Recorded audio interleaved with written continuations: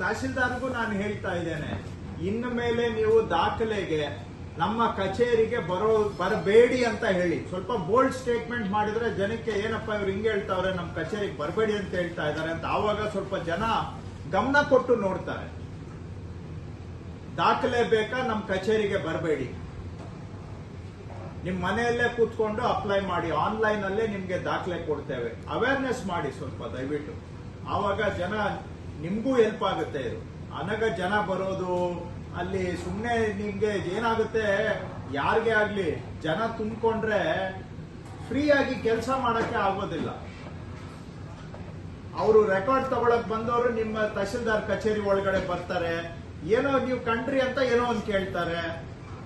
ನಿಮ್ಗೆ ಕೆಲಸ ಮಾಡ್ಬೇಕಾ, ಜನಕ್ಕೆ ಉತ್ತರ ಕೊಡ್ಬೇಕಾ, ನಿಮ್ಗೂ ತಲೆ ಕೆಟ್ಟು ಕೆಲಸದ ಒತ್ತಡದಲ್ಲಿ ಅವ್ರಿಗೇನಾದ್ರೂ ನೀವು ರ್ಯಾಶ್ ಆಗಿ ರಿಯಾಕ್ಟ್ ಮಾಡಿದ್ರೆ ತಹಶೀಲ್ದಾರ್ ಹಂಗೆ ಹಿಂಗೆ ಅಂತ ಮಾತಾಡ್ತಾರೆ.